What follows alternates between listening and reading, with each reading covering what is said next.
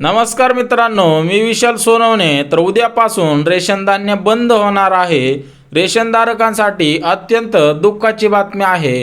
तर 5 जुलैपासून कोणकोणते नियम लागू होणार आहेत.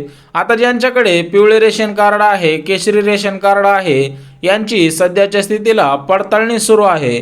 म्हणजे ज्या ज्या कुटुंबधारकांना याचा लाभ भेटत आहे त्यांना 5 जुलैपासून रेशन धान्य भेटणार नाही. तर हे कशामुळे भेटणार नाहीत, याचे नियम काय काय आहेत आणि रेशन धान्य कशामुळे बंद करण्यात येणार आहे. तर याची KYC ज्या ज्या कुटुंबधारकांनी केली नाही अशा कुटुंबांना रेशन धान्य भेटणारच नाही. सोबतच जे जे कुटुंब या रेशनधारकांच्या अटी शर्तींमध्ये बसत नाही त्या सुद्धा कुटुंबांना रेशन धान्य उद्यापासून बंद होणार आहे. सोबतच ते जर अजूनही कोणते रेशन धान्य घेत असतील आणि ते अटी शर्तींमध्ये बसत नसतील तर त्यांच्यावरती सध्याच्या स्थितीला अत्यंत मोठी कडक कारवाई करण्यात येणार आहे. जेणेकरून त्यांनी घेतलेले गहू तांदूळ याच्यावरती डबल पैसे लावून ते पूर्णपणे वसूल करण्यात येणार आहेत. आलेल्या माहितीनुसार ज्यांच्याकडे पिवळे रेशन कार्ड आहे, केशरी रेशन कार्ड आहे, त्यांच्यावर आता कडक कारवाई होणार आहे. कारण राज्यामध्ये भरपूर रेशनधारक पात्र नसूनही अजूनही ते रेशन धान्य घेत आहेत. त्याच्यामध्ये गहू तांदूळ साखर तेल हे पूर्णपणे खऱ्या रेशनधारकांपर्यंत पोचत नाही. तर महाराष्ट्र सरकारने काढलेल्या GR नुसार ज्यांच्याकडे पिवळे केशरी रेशन कार्ड आहे त्यांच्यावरती कडक कारवाई कशामुळे होणार आहे.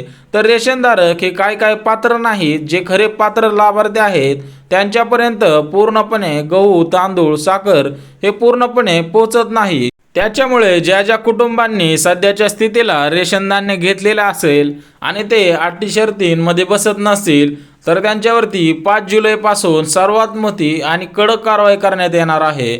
जर घरातील व्यक्ती मृत्यू असेल आणि ते जर त्यांच्या नावाने सुद्धा रेशन धान्य घेत असतील तर असे सुद्धा निदर्शनास आल्यास त्यांच्यावरती सुद्धा कडक कारवाई करण्यात येणार आहे. त्याच्यामुळे KYC करणं गरजेचं आहे. त्याच्याच पुढे बघू शकता ज्यांच्याकडे पिवळे आणि केशरी रेशन कार्ड आहे आणि ते जर अटी शर्तींमध्ये बसत नसतील तर त्यांनी आपले रेशन कार्ड तहसील ऑफिसमध्ये जमा करायचे आहे. जर तुम्ही रेशन कार्ड जमा न केल्यास तुमच्यावर अन्न नागरी पुरवठा यांच्याकडून कडक कारवाई करण्यात येणार आहे. आणि भविष्यात तुम्हाला जर रेशन कार्डवरती काही योजना भेटत होत्या त्या सुद्धा भेटणार नाहीत.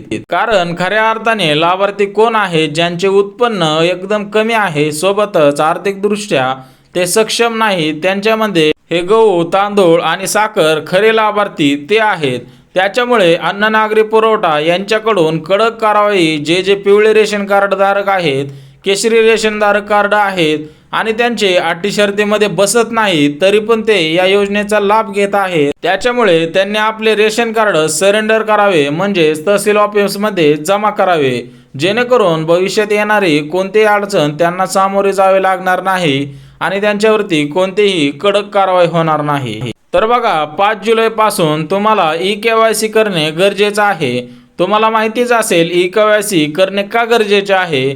जर तुम्ही 5 जुलैनंतर KYC केले नाही तर तुमच्यावरती कडक कारवाई तर होईलच, परंतु तुम्ही घेतलेल्या धान्यावरती डबल पैसे देऊन तुमच्यावर कारवाई करण्यात येणार आहे. तर एक गोष्ट लक्षात घ्या, 5 जुलैच्या नंतर तुम्ही जर KYC केले नाही तर KYC तुम्हाला कशी करायची आहे. जर तुमच्याकडे गावामध्ये पूर्णपणे रेशन तुम्ही जिथून आणता त्यांच्याकडे आपले सर्व कागदपत्रे जमा करायचे आहेत. त्याच्यानंतर तुमची KYC तुम्ही समोर ठेवून त्याची KYC केली जाते. जर तुम्ही तिथं स्वतः नसाल तर तुमची KYC होऊ शकत नाही.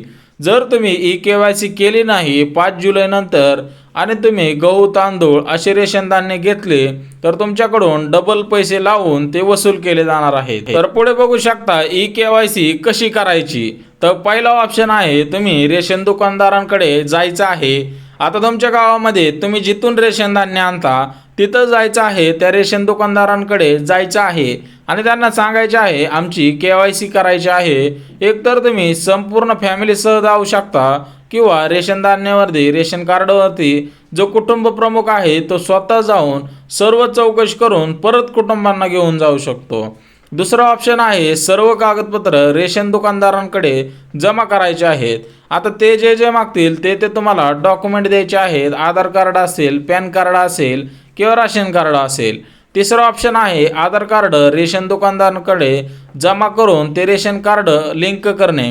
म्हणजेच तुमचे जे रेशन कार्ड आहे पिवळे असू द्या किंवा केशरी असू द्या त्याच्यासोबत आधार कार्ड लिंक करायचं आहे.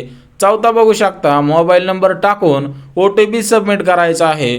जो तुमचा आधार कार्डला नंबर लिंक आहे तो नंबर आपल्याला टाकायचा आहे आणि त्याच्यावरती येणारा OTP सबमिट करायचा आहे. त्याच्यानंतर ज्या महिलांची आणि ज्या कुटुंबांची eKYC झाल्यानंतर ते जर रेशन कार्ड धारकांसाठी पूर्णपणे पात्र असतील आणि त्यांना गहू तांदूळ सोबतच ज्वारी काय जे भेटतं ते घेण्यास पात्र असतील तर नक्कीच त्यांना या योजनेचा लाभ भेटणार आहे आणि भविष्यात सुद्धा लगेच्या लगे त्यांना KYC करण्याची गरज नाही. परंतु तुम्ही जर रेशन धान्य घेण्यास अपात्र असाल तर तुमचे रेशन कार्ड हे पूर्णपणे तहसील ऑफिसमध्ये जमा करायचं आहे. तर पुढे बघू शकता राज्यामध्ये भरपूर कुटुंबधारक रेशन घेण्यास पात्र नाहीत, परंतु अजूनही ते पात्र नसून रेशन धान्याचा लाभ घेत आहेत.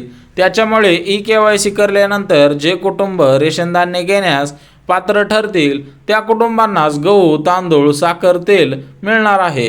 अन्यथा जर तुम्ही अपात्र असाल तर तुमच्यावरती कडक कारवाई होईल.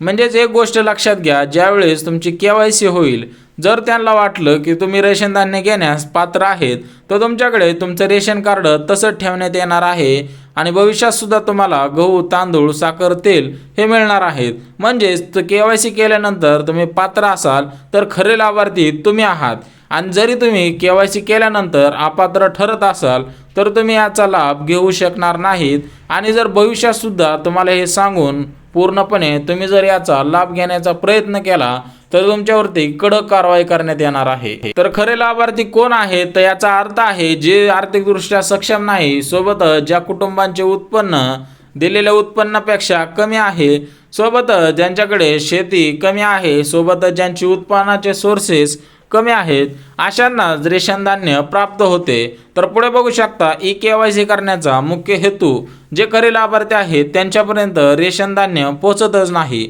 आणि जे कुटुंबधारक रेशन धान्य घेण्यास अपात्र आहे ते रेशन धान्यांचा लाभ घेत आहेत. त्याच्यामुळे देशांमध्ये गरिबी बेरोजगारी या सर्व गोष्टी लक्षात घेता जे कुटुंब रेशन धान्य घेण्यास पात्र आहेत त्यांनाच आता रेशन धान्य मिळणार आहे.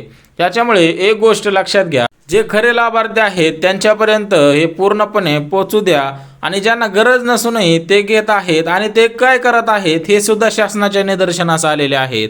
आता हे जे अपात्र ठरणारे लाभार्थी आहेत ते सुद्धा रेशन धान्य घेऊन मोठमोठ्या व्यापाऱ्यांसोबत डील करून पूर्णपणे हे धान्य विकत आहेत आणि त्याच्या मोबदल्यात पैसे घेत आहेत. फक्त पैशापुरते हे गरीब गोरगरिबांचे धान्य घेत आहेत आणि खरे लाभार्थ्यांपर्यंत या गोष्टी पोचत नाहीत. त्याच्यामुळे शासनाच्या हे निदर्शनास आल्यानंतर त्यांनी eKYC करण्याचा मुख्य हेतू ठेवलेला आहे. त्याच्यामुळे जे खरे लाभार्थी आहे जे आर्थिकदृष्ट्या तुम्हाला सांगितल्याप्रमाणे सक्षम नाहीत आणि त्यांचा जो पुरवठा अन्न पुरवठा जो होतो तो पूर्णपणे रेशन धान्यांकडून होत असेल तर ते खरे लाभार्थी आहेत. त्याच्यामुळे त्यांचा जो हक्क आहे तो त्यांना मिळालाच पाहिजे. त्याच्यामुळे ही KYC करणे गरजेचं आहे. जर तुमच्या गावाचा प्रमुख जो सरपंच असतो त्यांच्याकडून ही KYC करणं गरजेचं आहे. त्यांनी सर्वांना सांगून सर्वांची KYC करून